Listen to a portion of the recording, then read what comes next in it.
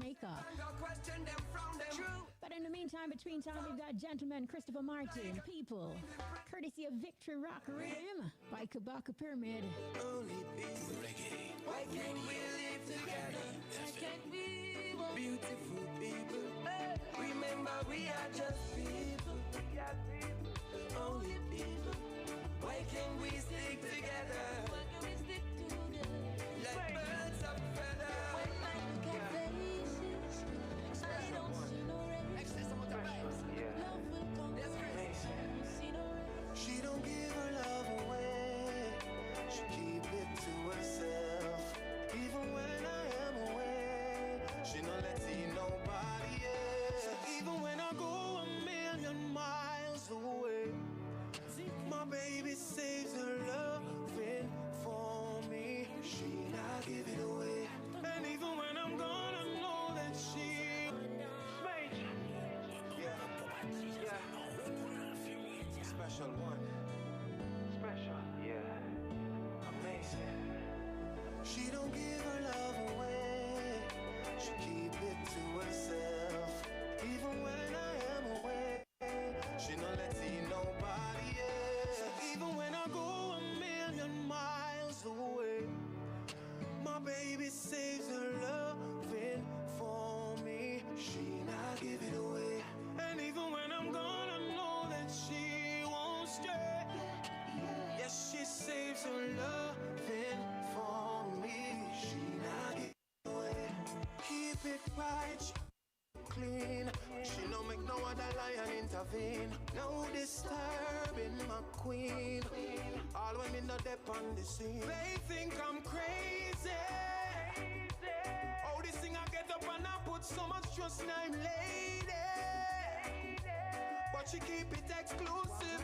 Even when I go a million miles away, my baby saves her loving for me. She not give it away. And even when I'm gone, I know that she won't stray. Yes, she saves her loving for me. She not give it away. I'm in a fertile when me have to work the night shift. Cause me know she not give away the niceness. All me know say she keep it private. Cause the grip not change from the tightness. Some say me mad, some say me not fi wife it. But I true them never sight nothing like this. Oh, she priceless. Hug her pillow and use her devices. Get the winning taste and nutrition Jamaica knows and loves with Lasco Food Drink. The time by Lasco Food Drink is... It is now 12:31. You are what you drink. You're premium. Enjoy Heineken specials at your favorite bars. Drink responsibly. Socialize responsibly. The time by Heineken is... It is still 12:31. Of course, you know, coming up at 12:30, we have Road to Success, the journey. Mad something. Hey, follow me now, where see you now. Hey, upset her. See how upset her. Score outside now. See how upset her. Score outside now. See how upset her. Score outside now. See how upset her. Score outside now. See how upset her. Score outside now. See how upset her. Score outside now. See how upset her. Score outside now. See how upset her. Score outside now. How upset her.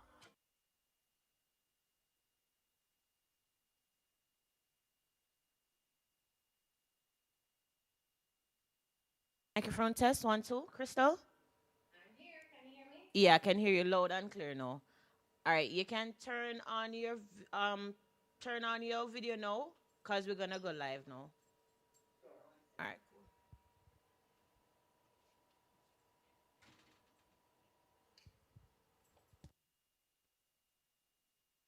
All right, perfect. All right, have a Championships. good interview. Crystal Tomlinson is a former Miss Jamaica All right. Festival Queen and a National Youth Ambassador for Vision 2030 Jamaica, and now serves as CEO of the Success Farm Life Academy and founder and lead coach for the Teens on Purpose program.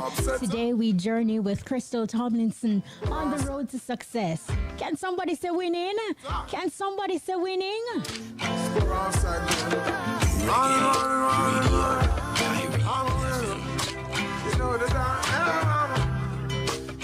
Hi, Crystal. Welcome. Are you hearing us? Yes.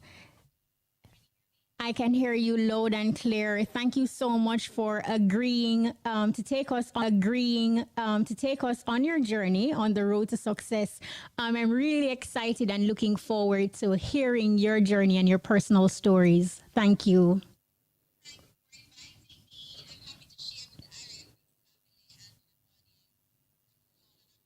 Don't say it. No, it's only fitting that we begin with, your foundation, how everything started. For Crystal Tomlinson, talk to us about your early years and growing up in West Rural St. Andrew. What was that like?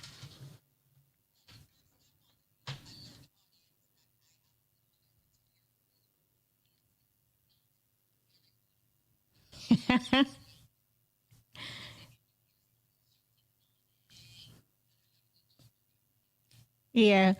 Look here, motherhood chaotically beautiful.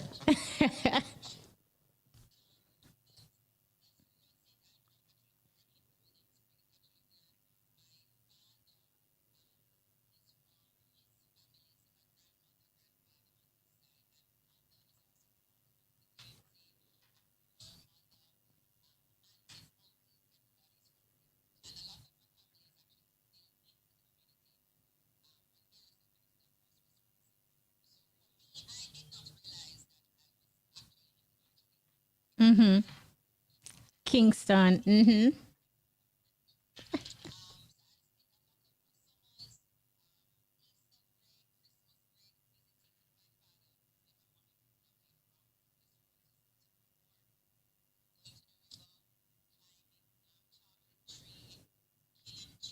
So she would never allow to bust the truth, but I would help to Mm-hmm.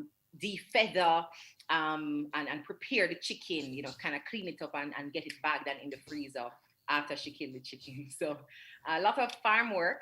I remember being scared sometimes because my grandma used to love tell a dopey story before we go to bed. And the bathroom was not inside, so I had to come outside. It was a pit toilet that we used to use when I was a little girl. So we had to Mm-hmm. go outside.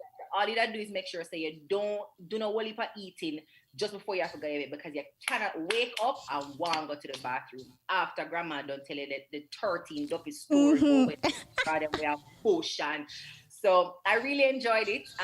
My grandma too, I like to share the diversity between my two grandparents. One grandmother was a Baptist and still is. The other grandma is a Jehovah's Witness. So whenever I went to visit why am I sweating like this? Okay, guys, It's I'm just going to fine. Your catch my face is fine. Your face is fine. It's flawless. You're good. Thank you. So right, when I went to visit my father's side of the family in West Road for summers, I would be going door to door because she was a witness. On Saturday you have field service, so Mm-hmm. it's one of the most exciting times for me because I get to go to people's yard and chat, right? And you have your little Mm-hmm. chat. And you have your watchtower and you wake and you knock and you say, hello, may I have a conversation with you about Jesus Christ? And my daddy gate and may I bring the gospel Mm-hmm. and the good news.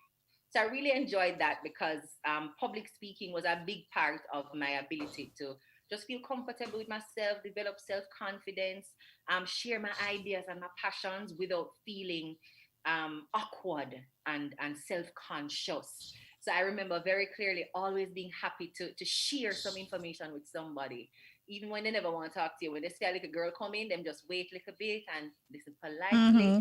They take the tract and I say, yes, I got to give her what I want. Give me one more, grandma. So I remember that very vividly. How so you knew then, Crystal, from a very young age that you had a gift. You're able to communicate well and articulate. How instrumental were your parents? I know you spoke a lot of your grandma and going around with her, but how instrumental were your mom and dad in supporting and supporting that dream? So my mother is very, very big on standard English, right? Mm-hmm. She don't play. So I mean, even now, if I'm talking to her and I use that is where the R is supposed to be. So like I said, none of us are perfect. She said, "Excuse me, I don't understand what you're saying. None of what? None of us is, mommy. None is."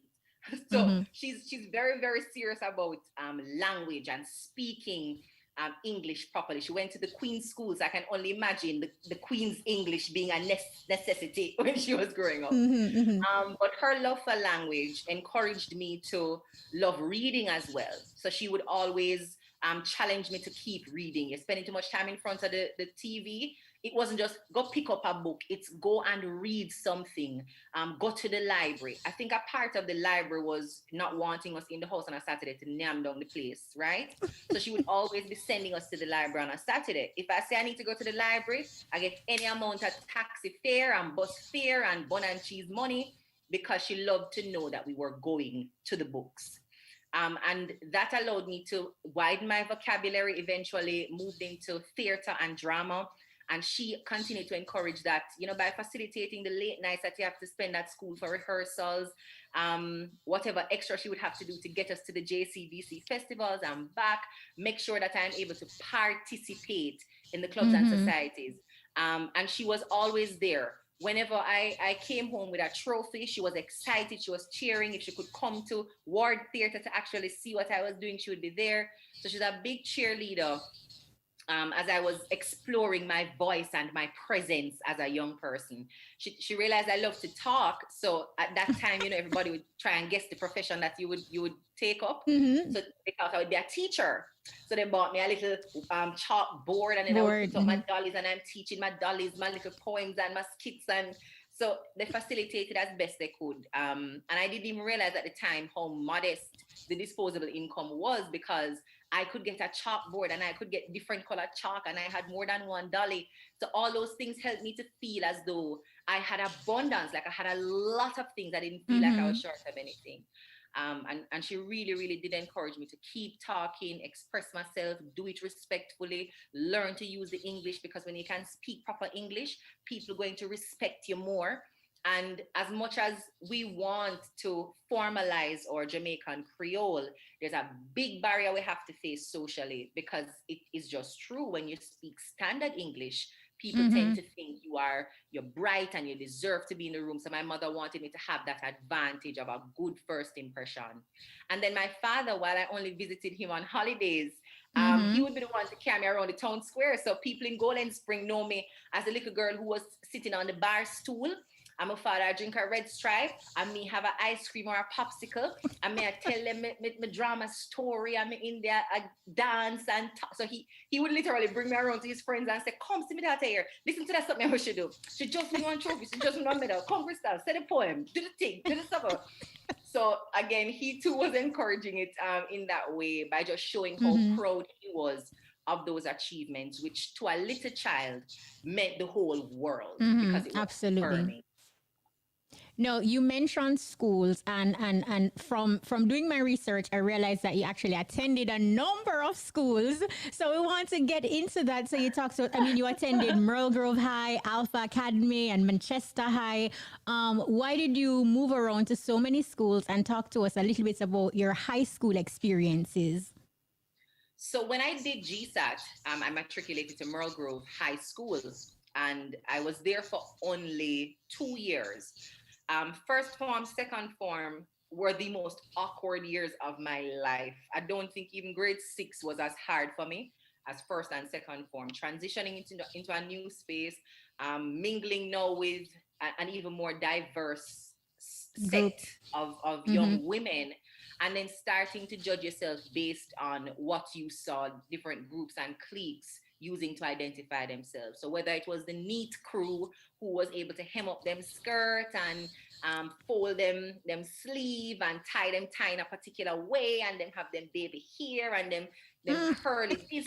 And I'm like, okay, I'm not gonna fit into that because my hair don't cream, and everybody over there say hair cream. And then there's another group that is very well exposed to things like swimming lessons and dance lessons, and they travel to Florida on the holidays and on the weekends, and for them house have 2 upstairs and them have 6 bathroom, and it's like, okay, I can't fit in there because I can't have these conversations with them. I don't know what they're talking about. I don't even have a passport yet, so I can't hang here.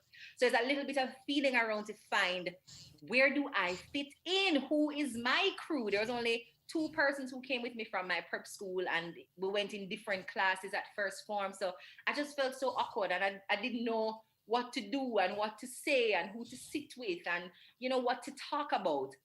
And then my own body was changing. You start to see a period, and you get your little bumps on the face, and, you're getting fat when you did skinny. And I became very self-conscious. So because I was uncomfortable, I decided to make other people uncomfortable. So I started to hang out with people who we had that in common. Like, we want to make people uncomfortable. So if you're in the line, we're going to make you uncomfortable. We're either going to skip the line, take away your food, take away your lunch money, something. We're just going to make you uncomfortable. That was our thing. And we laughed about it and became school bullies in the last part of first form into second form. And when I got to the end of second form, I remember my mother being called to school for a meeting with the troublesome set of students for the whole school. And I was in that room too.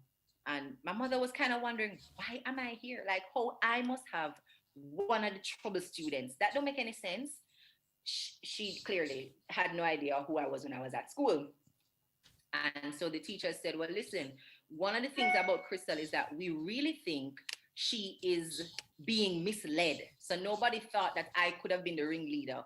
They thought I was being misled. So they said, to save her, and so we don't have to suspend her or expel her, please move her to another school. Moved me then from Merle Grove High School to Alpha Academy. And the same thing pretty much happened. Went there, found the people who I could give trouble with, and we just did it all over again. This time, instead of the trouble being in Half a Tree, the trouble was downtown at the bus park. And from there, had to move again for the same reasons. The teachers just thought the environment was bad for me, and they need to put me in a better environment because I clearly can't be the problem. I was the problem, Shima. I was so the problem. But we moved to Manchester High School. I was there for 2 years, 4th and 5th form. Same thing happened. And I remember going back to Mr. Gabriel at the time. He was principal, and I was applying now to go to 6th form. And I have all the requirements and things. And I'm like, okay, yes, I can get to 6th form. And I'm friend of my plan. I say, yeah, man, come back. Yeah, lower 6. What you gonna do? All right, I'm going to come studies first. And he said, no, we're not taking her. And my mother was wondering, she has the grades. I mean, why wouldn't you take her if she meets the requirements? And he said to her very clearly, we don't think KRYSTAL is good for the environment and the school community. She's not the kind of element that we want around our students. And while she has done good in her exams, her behavior is poor, and she's going to mislead other people who don't do so well in the schoolwork with her behavior. And that included like encouraging people to skip class and argue with teacher, and lunchtime fights and after school fights, and just orchestrating all kinds of distractions and waste of time. And then at the end of the day, I would go home and do my work and get my good grades and shut it up. So if I wanted a scholarship when I was in high school, if I knew where to apply, I would have applied and I would have gotten them. The only subject I remember having an issue with for all of my life is math. But everything else, I was putting A's and B pluses. And I remember the look on my mother's face when she came out of Mr. Gabriel's office, and we had to get a taxi now to take us to the Carteret College, because that's the next option that she had to change schools and send me to DC. And when we went there, they took one look at my C6 slip, and I think they had my report card at the time as well. And it was like, yeah, man, let's take her. She definitely fits the academic requirements. Bring her in. This is the thing for the uniform and the books. And I remember thinking to myself, this is not going to be the school that my mother comes and the behavior is repeated where Crystal's mother coming to school is a whole excitement and everybody have to run up on the block and say, what she do now? Yeah. I didn't want that. I didn't want teachers to be looking at my mother, judging her and thinking she was doing something wrong at home when she really wasn't. There was nothing that my mother was failing to do. She worked very hard every single day.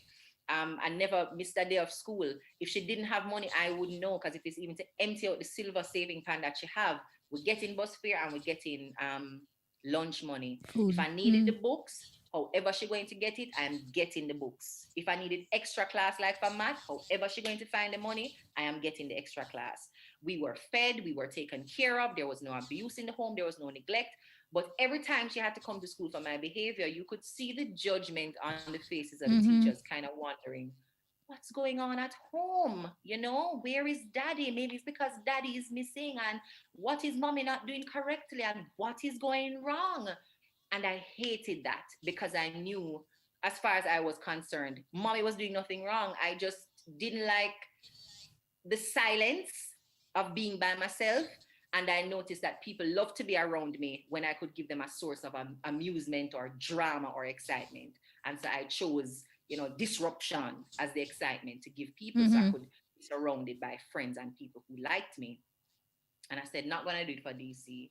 I'm going into sixth form and I want to change my reputation altogether. The next time my mother comes to school, she has to be sitting in the audience, clapping because I win something.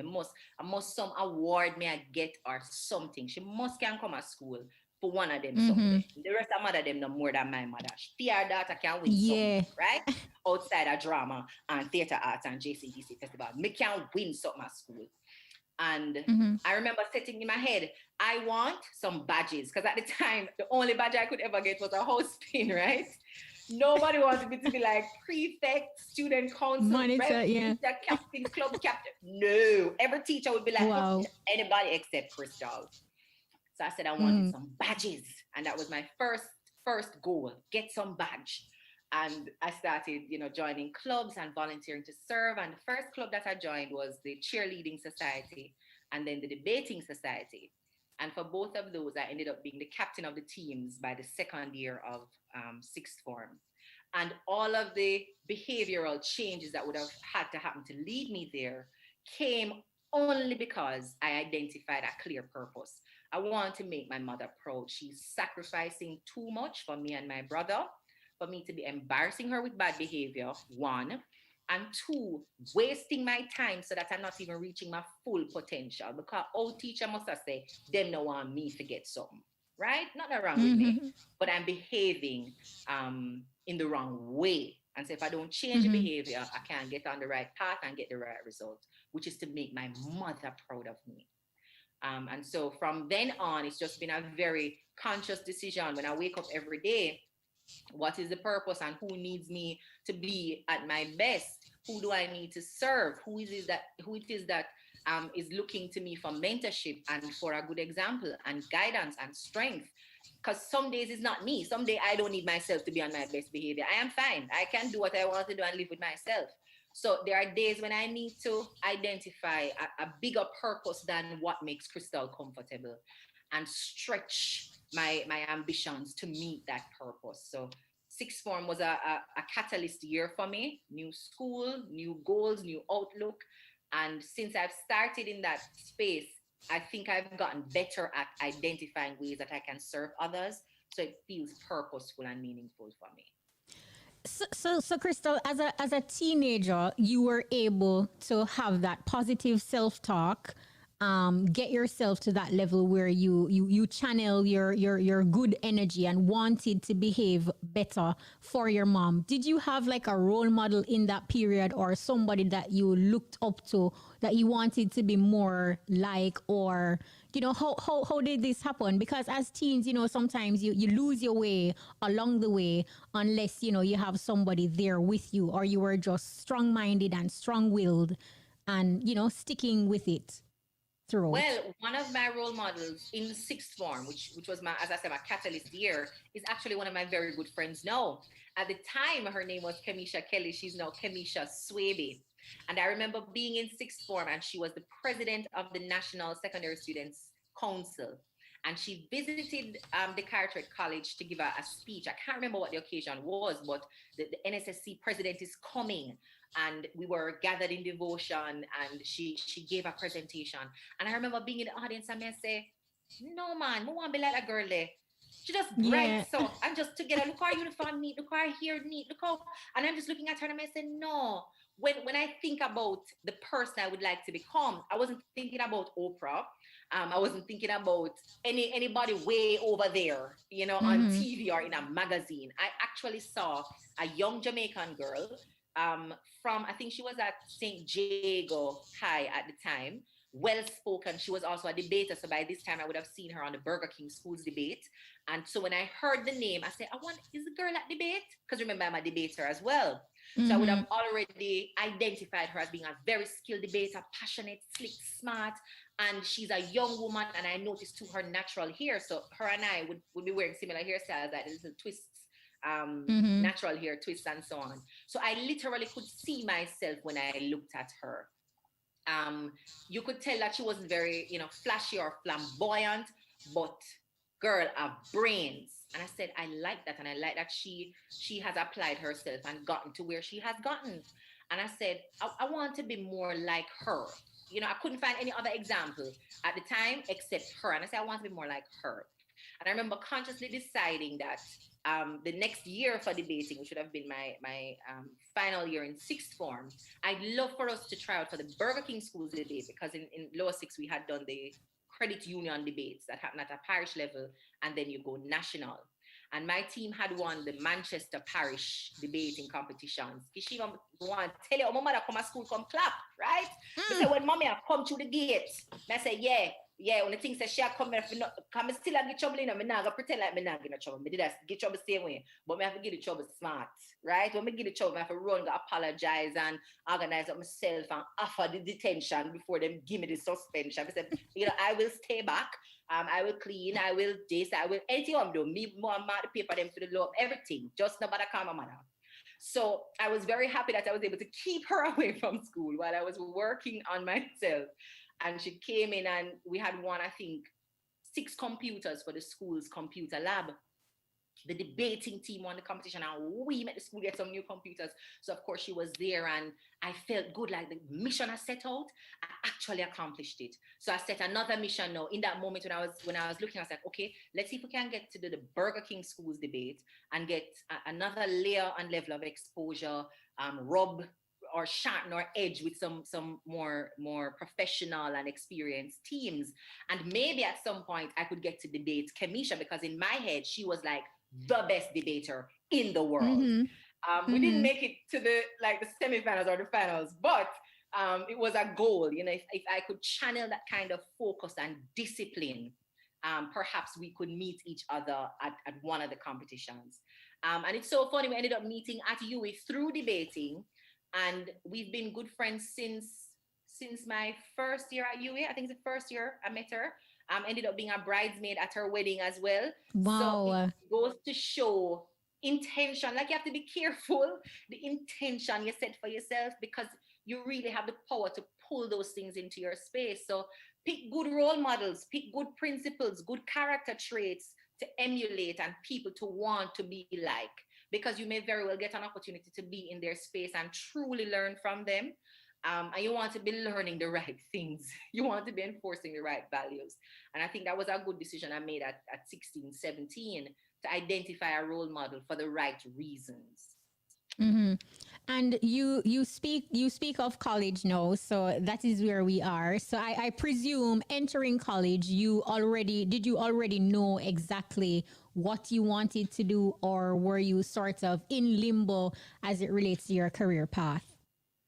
I don't remember being very clear on the career path, but I know I wanted to do something related to political leadership. At the time, my major, I had selected international relations with a minor in political science. And so I started there. I was thinking long term, maybe I would do law, but I don't want to be a lawyer. I'm just curious because I had done law at Cape, and it just kind of opened my mind to a new way of seeing things, history as well, literature at Cape. So those things gave me a desire to understand more of the world through politics, policy, and law. So that's where I started. And then as I pursued the other credits required for the degree, I came upon African diaspora studies as a possible minor. So I did 2 minors. I had a double minor. Politics and African diaspora studies were the minors I did in my bachelor's program. I still don't know what career I want, except that I really do want to serve. And that can be how I serve now through my coaching business and team mentorship program and through politics. It can be any way that my skills can add value. But in terms of like saying, I want to be a teacher, a doctor, a lawyer, I don't think I've ever been clear in the career path. But the type of value and service I want to add to the community, I've always been clear on that. I want to serve. I want to serve Jamaica. I want to serve Jamaicans. And I'm just looking for various ways to put my talent to that kind of goal. That is so awesome and a fantastic way to take a quick break. Don't go anywhere. So we want to say to our listeners, listen up to your top draw dollars. Pick 2, pick 3, pick 4, hot pick, and cashpot lunchtime draws up next. When me use Island Fresh with aloe vera, it make me skin feel so much smoother. So if you want to feel better and smell fresher, use Island Fresh with aloe vera. Manufactured by Island Products, 934-0666. The time is... It is 12:59. So we're standing by. So listen up to your top draw dollars. Pick 2, pick 3, pick 4, hot pick, and cash pot draws. If you're just joining us, it's all about Road to Success, The Journey, a feature inside the Easy Skanking that is geared to inspire, uplift, motivate, entertain, and educate. And today we have the privilege of journeying with KRYSTAL Tomlinson. Stick and stay. We'll see you right after the cash pot. Don't go anywhere. Mad something. Hey, follow me now, where see you now. Hey, upset her. See how upset her. Live drawing of the Supreme Ventures Lottery Games. This could be your lucky day. Get your tickets out and let the games begin. Good afternoon. It is Thursday, April 8th, 2021. I'm Lisa and welcome to this afternoon's live Supreme Ventures game draw. Now, before we begin, here's a quick look at the winning mid-morning numbers. And remember, all Supreme Ventures live draws are supervised by the Betting, Gaming and Lotteries Commission and observed by the independent auditing firm PwC. Now, let's put some money in your top draw. This afternoon's jackpot is $600,000. Here are your winning numbers. Good luck. The first winning top draw number for this afternoon is number 10. Your second winning number, here it comes, it's 12. Following 12, we have 13. And if you want to win the jackpot of $600,000, you're going to need 17 as well as number 9. And now let's pick your player with our dollars game. I hope you're feeling lucky. Your winning dollars numbers are coming right down. Starting off our dollars game this afternoon is 28. Your second winning dollars number is 20. Following 20, we have 30. Now your fourth winning dollars number is number 8. And that's followed by 12. Making its way down is number 11. And right behind 11, we have 35. Number 6 is next. And making its way down is 23. Here comes ball 29. Now the next winning dollars number for this afternoon is 13. And ending our dollars game is 10. And now for some easy winnings with our Pick 2 game. So here goes. Your winning Pick 2 numbers are coming up. The first winning Pick 2 number is number 4. The second winning Pick 2 number is number 6. So again, 4 and 6 are your winning pick 2 numbers. And up next, you can play it 3 ways. It's pick 3. The first winning pick 3 number is number 1. Your second winning pick 3 number for this afternoon is 1 again. And the third and final winning pick 3 number, here it comes, that's number 2. So again, 1, 1, and 2 are your winning pick 3 numbers. Now let's turn up the winnings with pick 4. The first winning pick 4 number is number 9.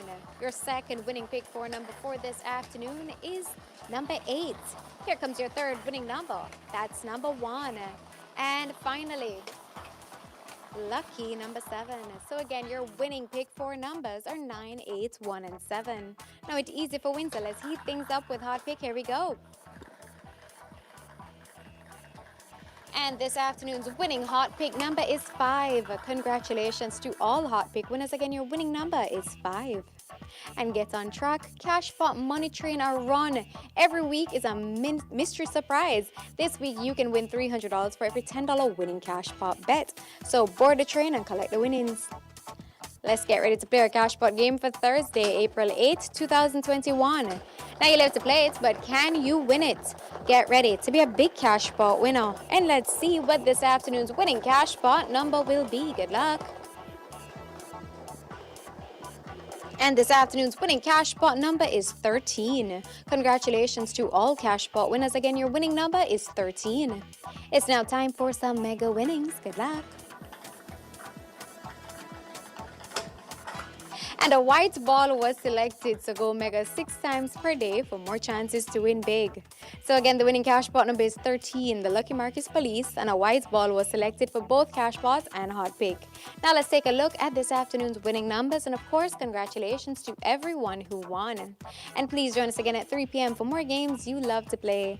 I'm Lisa. Be kind to one another and have a supreme afternoon. Hope you were a big winner. Play your favorite Supreme Ventures games every day and tune in for our live draw 6 times a day at 8:30 a.m., 10:30 a.m., 1 p.m., 3 p.m., 5 p.m., and 8:25 p.m. on this station. Supreme Ventures, making winners every day. That was the lunchtime top draw dollars, pick 2, pick 3, pick 4, hot pick, and cashpot draws. Congratulations to all of today's winners. Join us again at 3 p.m. for another chance to win in hot pick and cashpot special pot draws. Nation, baby. Rain or shine, any weather. When we go pool, we go Berger. The time by Berger for lasting beauty and protection is 5 minutes after 1 o'clock. While driving through Jamaica, there's only one radio station I listen to. KRYSTAL FM. All right. So we want to say welcome back. You're inside the Easy Skanking. And right now it's all about Road to Success, the journey. Now, Crystal, before the break, you were talking to us about your university years and how you still don't know as a particular career path, but what you are certain of is that you are here to serve Jamaica, serve Jamaicans, and service in itself is just a wonderful thing. Now, take us on that transitional period from university into the world. What was that experience like for you, and what were some of the personal struggles that you perhaps encounter, maybe family, friends, and self? So I learned a few things in university, and if there is anything I would say to young people moving into adulthood and adulting, spend some time on a higher level degree, not just because of what the degree could get for you, but who you become in the process of learning to manage yourself in a professional way, without anybody over your back telling you have to go do your homework, you have to go to school, you have to get up and do the assignment, you have to. You develop a lot of personal responsibility and extreme ownership of the outcomes.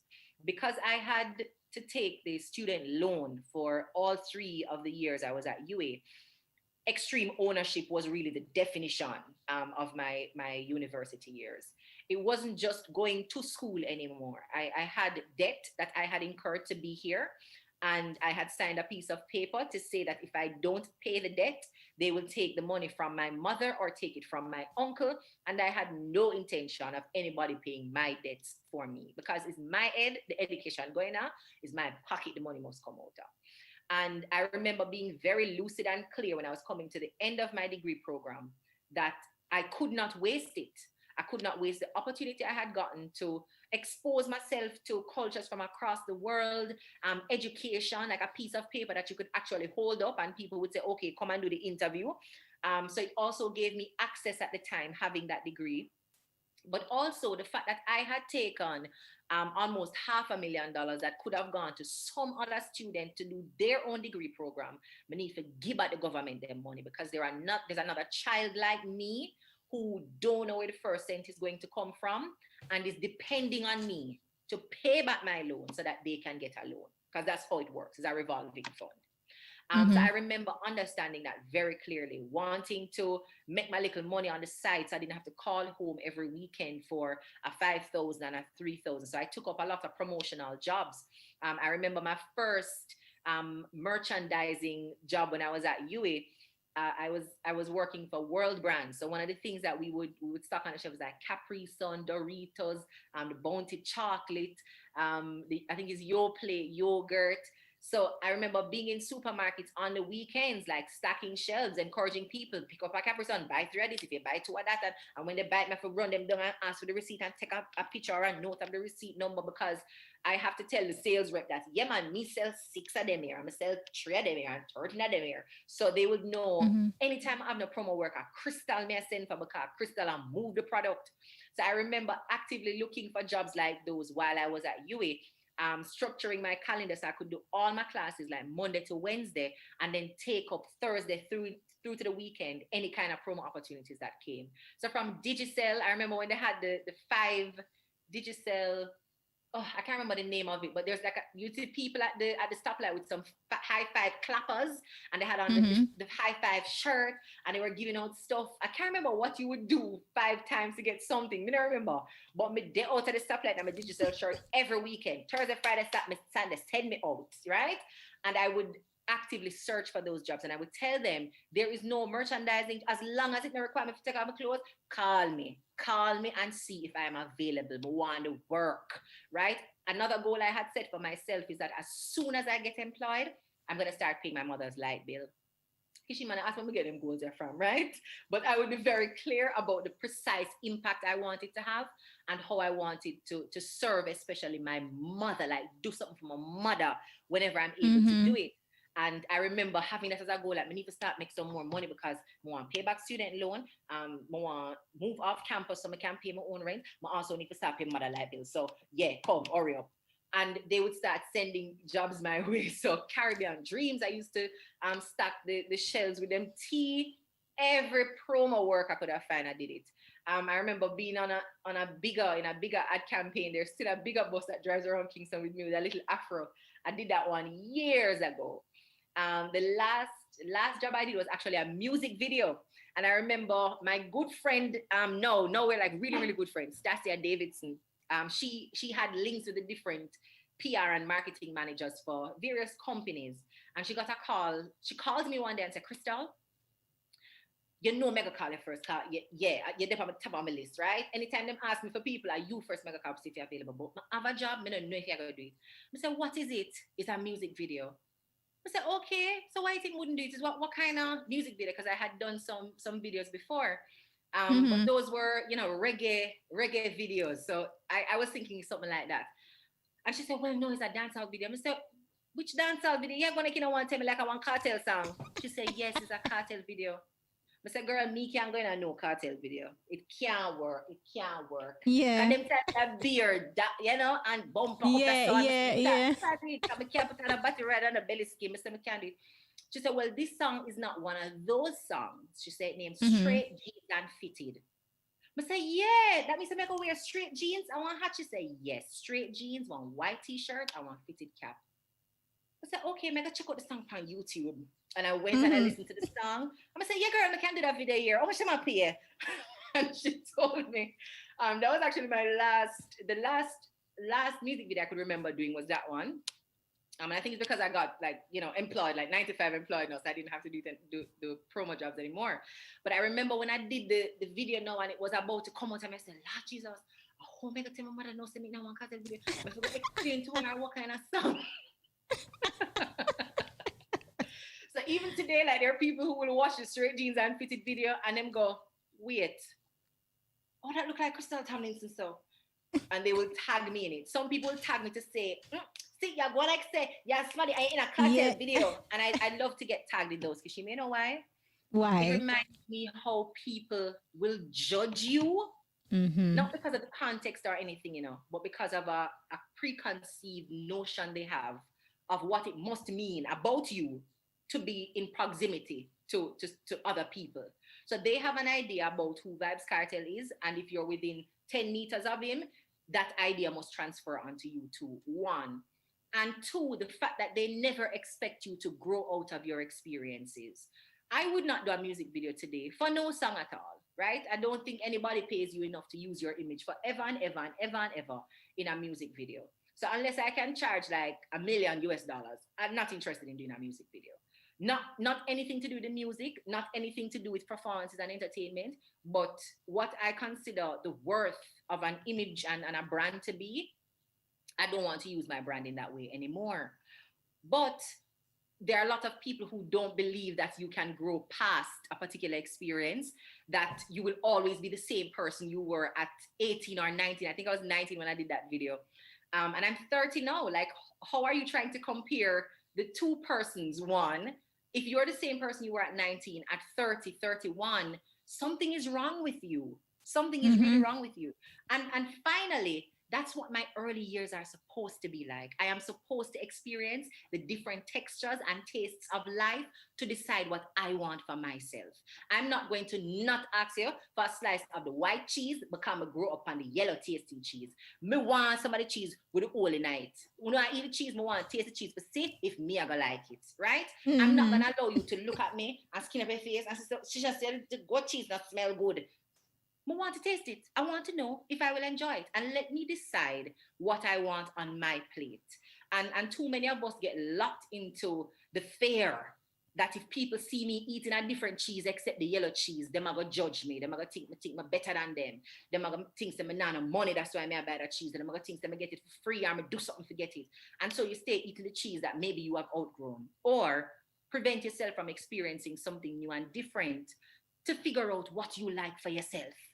And every time people tag me in that, it just reminds me how important it is for young people, especially young women, to make decisions about themselves, for themselves, over their bodies, because the world is always going to want to tell you what must be on your body, where your body must go, what you're allowed to do with it, and you will end up making it a public commodity before you learn to enjoy it for yourself. So I'm grateful for all of those experiences, because they taught me the importance of financial management, because making your own money and then eating it off the same day don't feel good. So the second promo job when I get, me know some make the money last a little longer. So I had to get fiscally smart. I also had to figure out what my time was worth, so that when I took on a job, it could actually meet the demands that I have for my financial life, like repaying student loan and paying my mother's light bill. And then after I started paying the light bill, I said, all right, there's another thing I wanted from mother. I want to buy her a dryer, right? Because me want my mother to only use line if she feel like. And I pay the light bill, so yes, she can use the dryer if she wants. So it helped me to figure out, as I was making new goals, how to plan financially for that. And it also taught me what really mattered. What really mattered to me and continues to matter is family.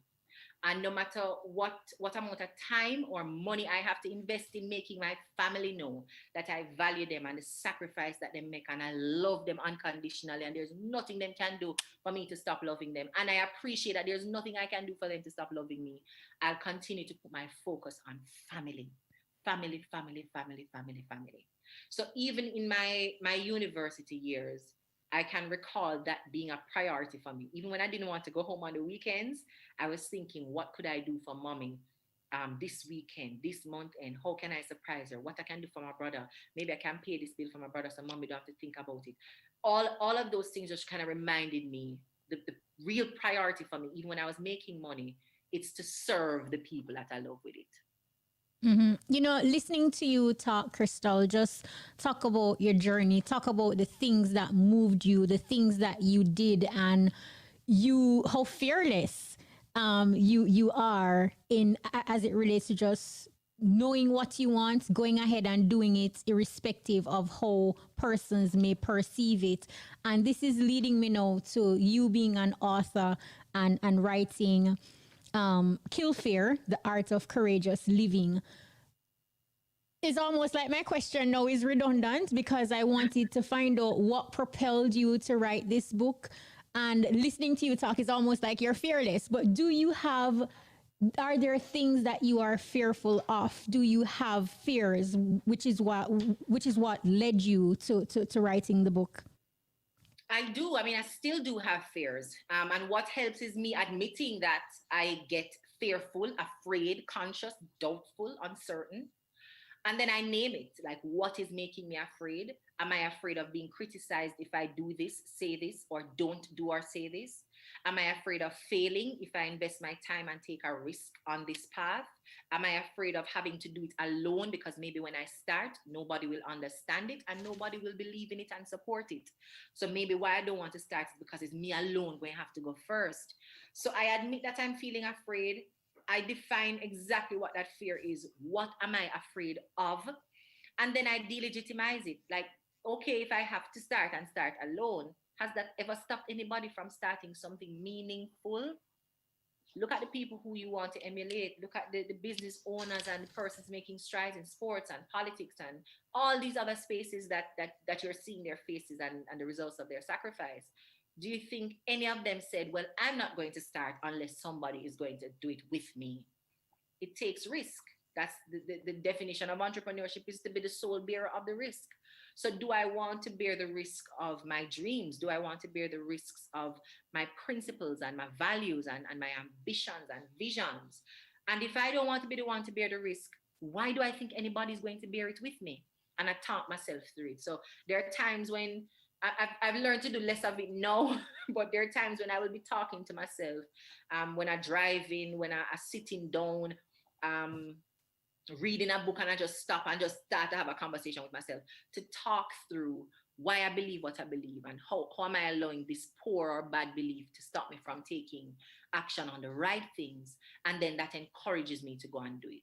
So there are fears, and I have to tackle them every single day, but I'm committed to killing them every single day because God put me here for a reason. There are a lot of people who don't make it this far. There are a lot of people who never born and naga born. So the fact that I am here and still here, there is value and virtue in my life energy. I'm a naga waste it because fear is telling me, then suppose them say something. There is no way I can stand up in front of God on the judgment day and say, why, the people that did chat me, I never did want to chat me, so me just sitting, I'm never stand up, I'm never do it. But can't say that. So I understand the weight, the burden that is on my shoulder to make good use of the time I have while I'm here. So when I die empty. Like, that is my biggest fear. Dying without doing my job. Dying without doing my job. Answering my purpose and showing up for the calling that is on my life. If I die and I don't do what I was here to do, I feel afraid because that would be the ultimate failure in my eyes.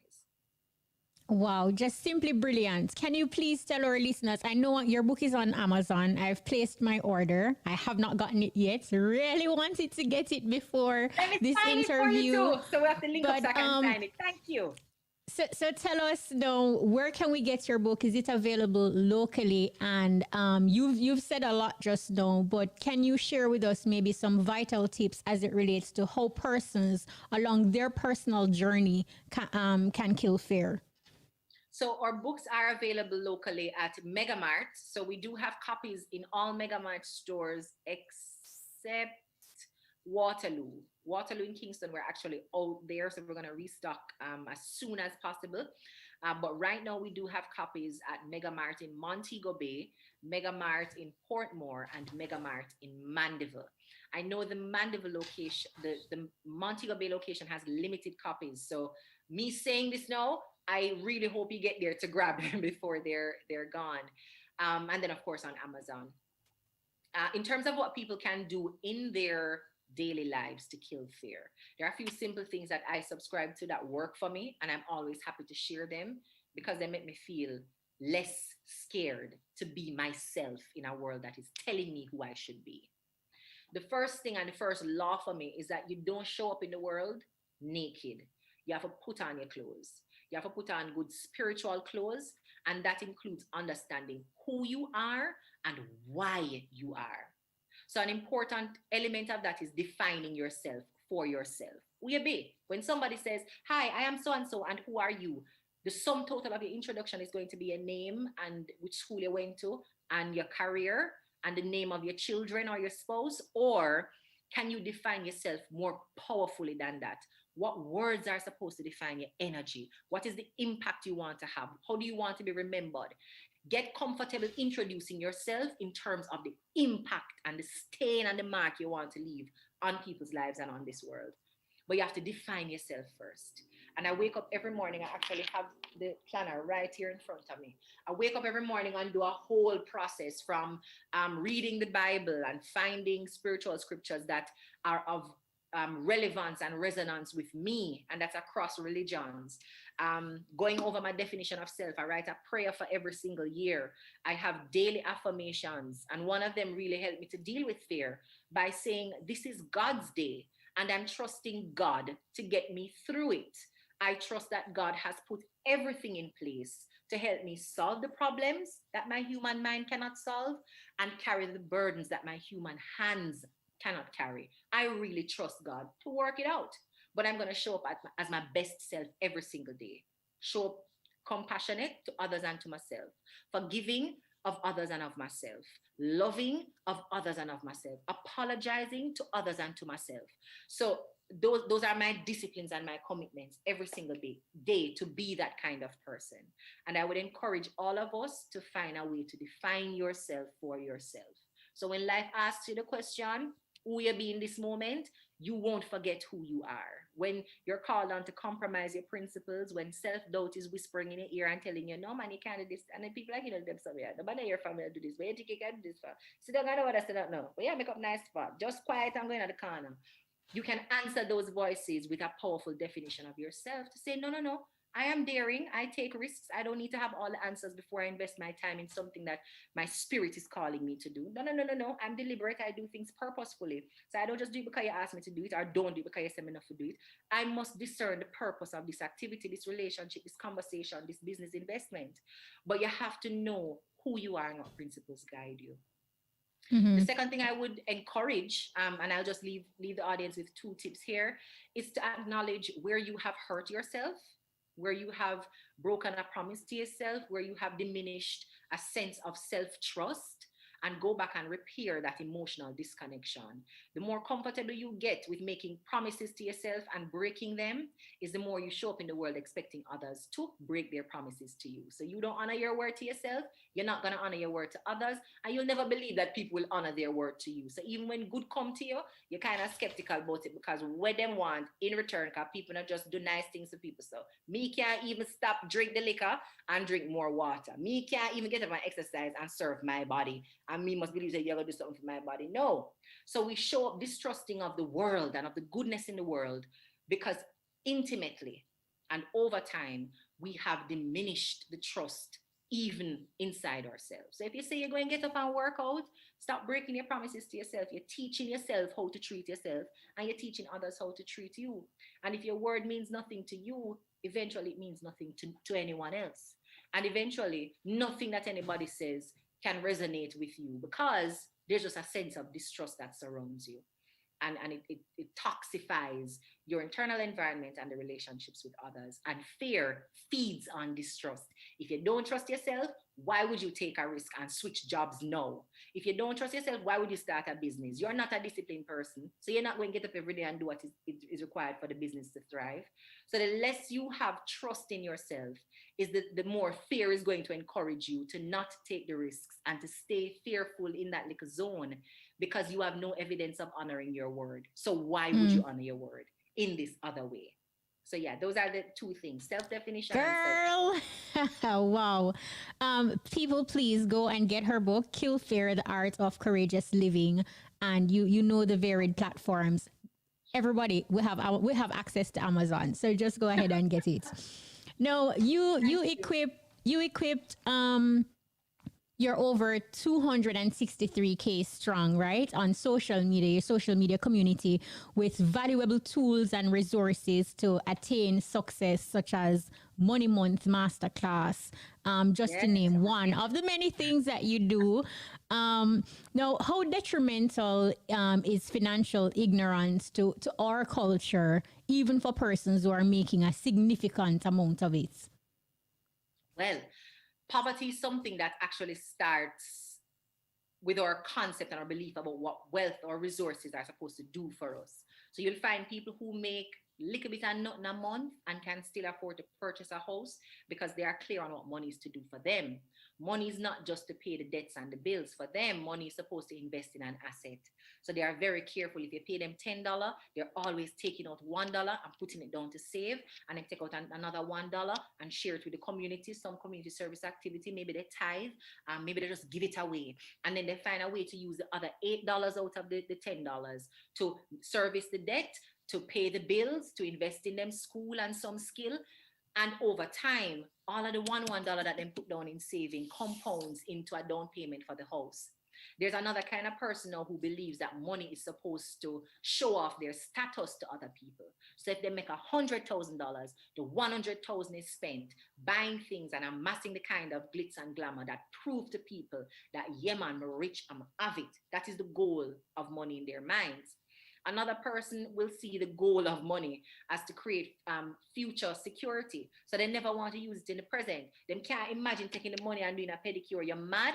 And then when me are 60, I can't buy a bread. That is how they equate the money. Money is for future use. I'm not supposed to enjoy it now. What do you mean? Spend and be happy. If I want to be happy, I will go and dance. I'm not going to spend my money. And they keep the money. Nobody can get it out of them hand. If you want to buy them medication to give them so that them can stop wheezing at night, they're not giving you the money, because the money is for something else in the future. And so they will sacrifice even their health and well-being because they're being miserly and very vigilant with every cent and every dollar. And then you have persons who think that money, and this is a misunderstanding of the scripture, of course, but money is the root of all evil. So them don't want to see it, them don't want to touch it, them don't want to look on it, them get paid. And this was me when I started university. I get the money and me don't want to look on it because it means me have to go plan feet, right? And money and something you're supposed to want. No, and when you want money, the devil will come and, you know, when you're greedy and it's going to lead to all kind of evil and wicked, and then you're going to start to get better than people. So me don't want, don't only for money. Only enough to do what needs to be done, but me not do no budget and plan and strategy. And I have a money avoidant personality. So I would swipe the card, and then whenever I done, it just done, right? When it done, me just say, all right, so take off about them three something there, and I'm good to go. Me don't want to plan for the money. That was me in high school. And in university, sorry. So I had to change that mindset as well and start paying attention, keeping my receipts, budgeting before I spend, not spending the money because it is there, but spending the money because it's assigned to a goal. So this dollar is to student loan, this dollar is to rent, this dollar is to sponsor, this dollar is to saving, this dollar is to that, this dollar is to that, giving my money a job. And when I started doing that, continued to do it over time, I could create an investment fund. I could create a savings product, you know, for my daughter. I can have life insurance separate from health insurance. I can be saving towards down payments now on houses that I want to buy. Like I can actually think of purchasing more than one house at once because I have good money habits. But if you're not thinking about money in the right way, you can't do the right things with it. So the first thing I would ask anybody to think on is how money was treated in their household. When people spoke about money, did they talk about money as though they worshipped it? Like money was God and they need more money. And anybody who have money, when they come at the house, them get the nicest chair for sit down in, and the rich friend, them get the nicest cup for drink out, and them have the nicest thing to say about rich people and the worst thing to say about poor people. Maybe that will help you to worship money, because you realize that people who have a lot of money get a lot of respect and status and things. So is that why you think about money the way you think about it? Maybe you're from a family where there was never enough for anything. And even when there was money, you were being told, no, we don't have it, we're broke, we don't have it, poor. You can't get that. That's for rich people. You can't get them something there. Rich people think that. Tap look on that, talk about that, right? At this alone and at this alone. And so maybe you also grew up to be vigilant and maybe avoidant when you talk about money. So think about how money was treated in your household. Find out if any of those traits and habits from your childhood are being transferred into your current treatment of money. And more importantly, figure out what kind of money lessons you're passing on to your children. One thing I'm clear on is that I want Zia to know that money is not what gets you success. Success, however, can bring you money. So if you put in the work, you qualify yourself for whatever job or space you want to occupy, the wealth will come because you will get paid for your value. What you have to do with the money now is decide what you want it to do for you. Because just like how the devil find work for idle hands, the devil can find work for idle money. And you'll end up doing things with your money that you're never really supposed to do because you just did not have a plan for how you would spend it. So yeah, assess what you learned about money, how it's applying to your life right now, and more importantly, what money foundations and wealth foundations you're passing on to your children. Because wealth is when history shows up in your bank book or your purse. People don't get wealthy just so. Wealth is something that compounds over time. And I think every generation have to take it as their job to pass some wealth on to their children. Even if you're never born rich, make sure that the generation after you stands on a stronger financial foundation than you did. Wow. Speaking of your daughter, being a mom who struggled as a teenager to find your purpose, what is the most significant lesson you have learned the hard way that you hope to impart to your very own daughter to stay on course?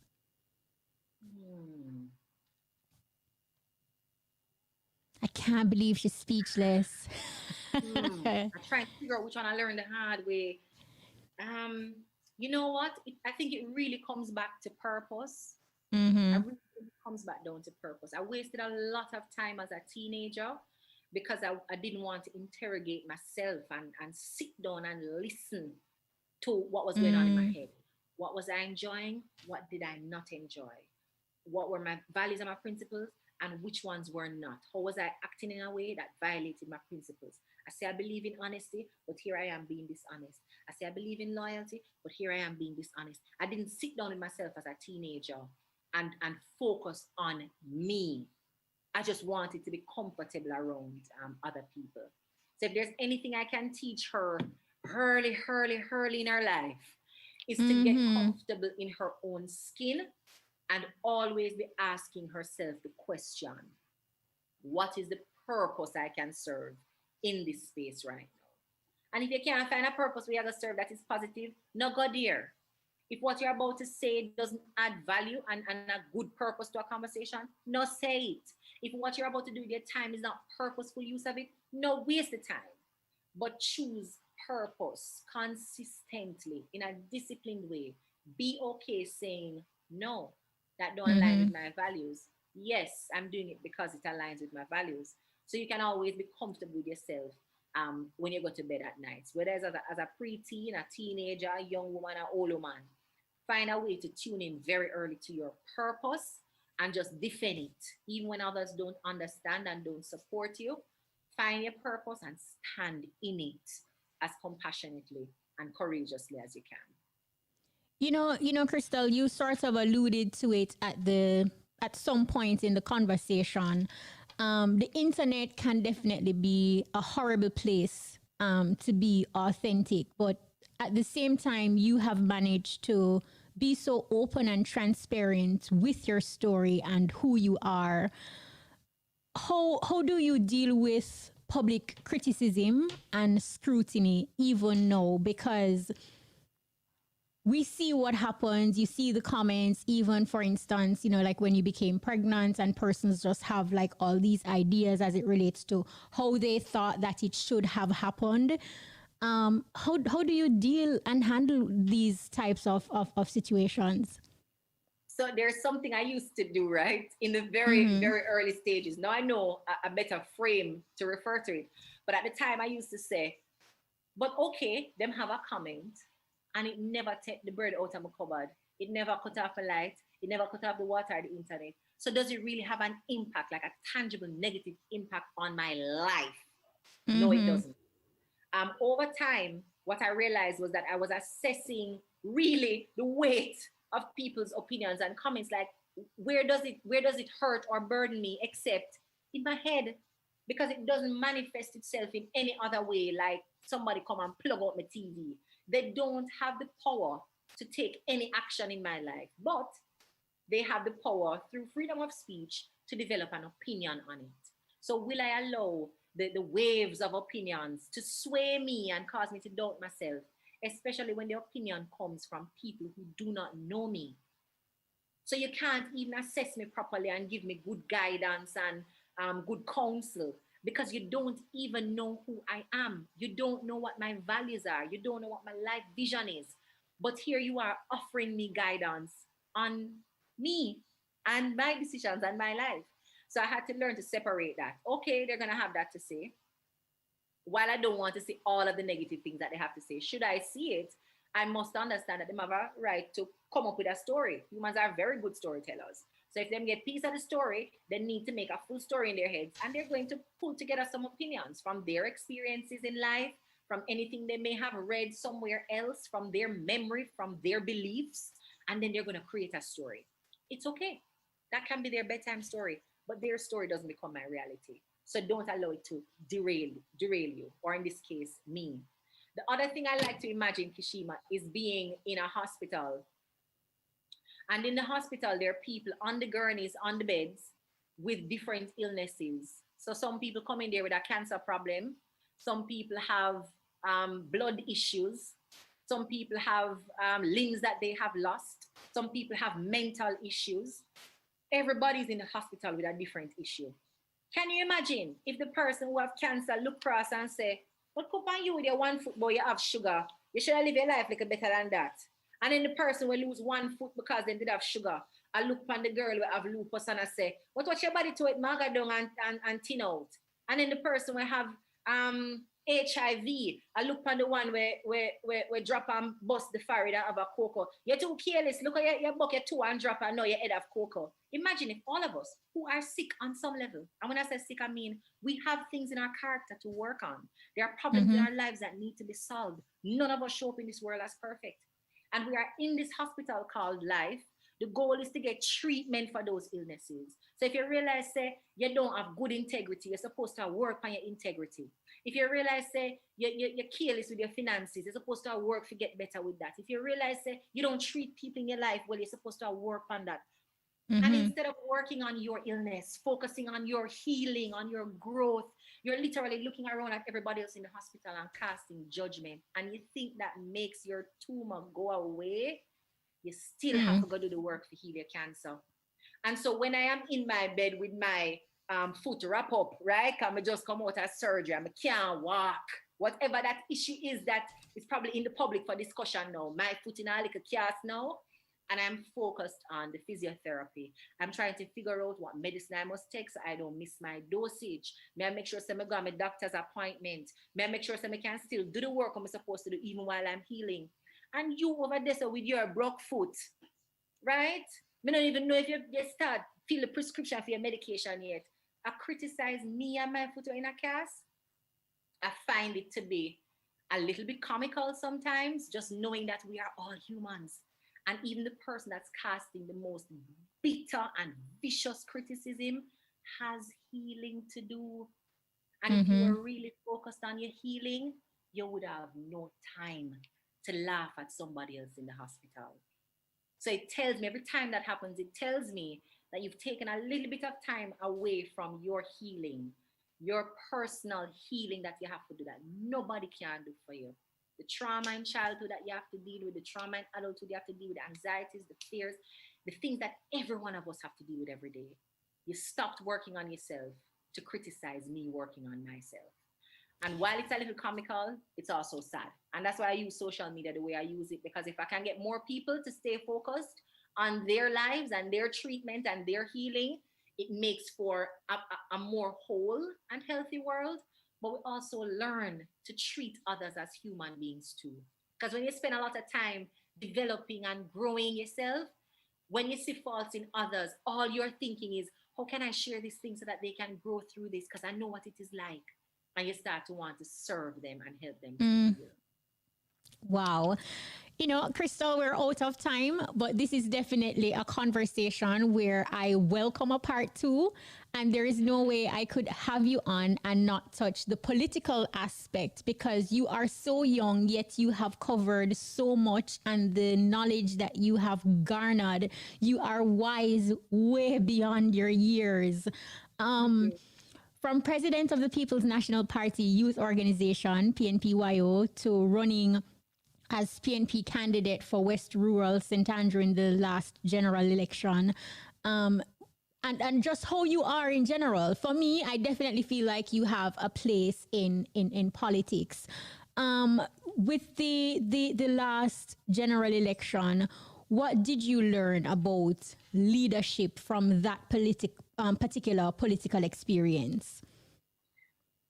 The Jamaican political directorate, we're talking now about the politicians, whether those in parliament or caretakers like myself, all of us have created a weakened democracy, and not enough of us are committed to strengthening that. We have millions of Jamaicans whose lives depend on good policies and an integrity-based management of the resources we have. And we're just not giving them that, knowing that it's a life or death issue, knowing that the cycle of poverty doesn't break, except that more people have access to education, good skills, good jobs. But we're not spending the time necessary to create the legal framework that makes it a guarantee for those persons who need it. And we're also not taking the corrective action to close the gaps that bad policies have opened up. So the fact that we are still comfortable talking about good schools and bad schools, but we don't want to address possible remedies such as a zoning policy, so that wherever you live must have a good school because that is where your child must attend school, it tells me that our politicians are not ready to solve the problems that we have created, because a lot of them were created out of bad politics. And enough of our politicians are not committed to the truth telling and the integrity that is required in public service to make sure it doesn't happen again. That has been my biggest lesson. And I'm now wondering how we can get more people who want to do more of the good things inside of politics, because it is so bad that the good people think it is not a place for good people. And so we leave it for those that are practicing it poorly to continue to hold weight. So there's a lot of things like structural poverty and or reluctance to improve the structures, so those who need money, who need state support, welfare services, assistance in raising their children can actually get it. We don't do it. And then we get up and we say, this community is a bad community. But it is bad, why? And it gets good, how? We know what is required to solve the problems, but there is not enough political will to do the hard work. And when we get around to things like Heroes Day and emancipation and independence celebrations, I don't even think we stop long enough to resonate with the kind of Paul Bogle energy that was required for him to even be a national hero. The Sam Sharp philosophies and principles, the Marcus Mosiah Garvey philosophies and principles that elevated them to the status of national hero. The daringness of a Nanny of the Maroons that got her to be recognized as a true leader.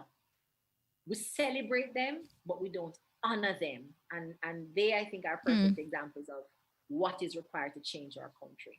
Yeah, we have some work to do with the people who practice the politics, but we have created a politics that make people think politician must solve your day-to-day problems.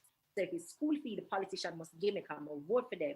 I'm a runner, I'm a this, I'm gonna do this for election day. So when my people must go to school, you must send my people to school. So what does that mean for the person who did not work for the politician on election day, which is like 99% of the constituency? How do they get to school if we don't invest in public resources? So I'm at a crossroads here trying to figure out the role I have to play. If it's to inspire and get new, fresh people in and, encourage somebody to say, well, I see KRYSTAL there, and I think that, and see Damien there, and I think that, and want to become a part of it. Or is it even worth it? Like, that's the crossroads I'm at now, trying to figure out if it's a problem that I could actually help to solve. I'm still more positive about it than negative. But I have to tell you, there's a lot of a lot of doubt about the ability to get it done. But I think that's just because there are not enough people in the room that are saying, yeah, man, it can do and we can change it. And that's really what's needed to rescue the country. More of us who see it as our business to take it back. No, your passion, patriotism, and desire to serve is undoubtedly a winning formula. What's next for KRYSTAL Tomlinson? Professionally, I'm going to continue to grow the Success Farm in terms of our public speaking training programs, doing more, especially among our teenagers, to help them get organized and focused through good mentorship, using my story as an example to reach more teens. And of course, arming them with that self-confidence tool, which is public speaking. The more confident you get in developing an idea and then sharing it passionately with others, using your words and your thoughts to influence people's behaviors positively, it gives you a sense of power because you know you can. You know, you said this and it encouraged somebody to do that. So since I have this power, let me continue to use it. And I think that can help to kind of cascade some beautiful effects for young people who may not be so confident in their self-worth and the voice that they have. So I really am focused on doing more and more and more of that through the Success Farm. I think another book is inside me, so I do think I'll be writing a little bit more. And then looking for ways to help restructure politically and socially the country that we want to retire in. I don't like that retiring overseas is a better option to people than retiring here. I don't like that job prospects and hard work, people willing to put it in overseas instead of here because we just don't pay people in a way that encourages them to labor here. So what can we do to create safer communities? What can we do to improve the public goods, transportation, schools, healthcare? How do we improve the public goods that people need so that we can do good for the public and in turn do good for the country? So I'm still trying to figure out that last part of the matrix, but service is still in there. And of course, parenting and bringing to adulthood a sensible young woman who can continue to add goodness and light to the world. Wow, KRYSTAL Tomlinson, thank you so much. You are a awesome queen. Keep doing it, and thank you for sharing. I mean, you absolutely gave us a wealth of information. It was a teachable moment for myself, and I'm sure for the listeners as well. Thank you so much, and definitely we have to do a part 2. I'm here. Thank you very much, Awesome. Kashima. To your listeners and viewers, I appreciate you staying tuned in for my story on the road to success. I'm still walking the road, and I don't quite reach it yet. But remember, the goal is to die empty, and I still have a lot of things inside me. So I'm working on the success. Thank you. Awesome. Thank you so much. That was KRYSTAL Tomlinson. She is indeed a success story. I really wish if she could see the messages that are coming in via WhatsApp. Oh my goodness. Mr. Lee says, I wish every woman was like you, KRYSTAL. Stick and stay. We're going to go for a quick break. When we come back, more inside the Easy Skanking. Don't just mask up. Keep that breath fresh and grab an Orbit Soft Chew Gum. Yes, start something fresh. About fresh breath behind the mask. The time brought to you by Orbit Soft Chew Gum is... It is now 1:50. Precious moments we share with you, everything's so right. Malta, you're full of life. The time by Malta is... 1:50.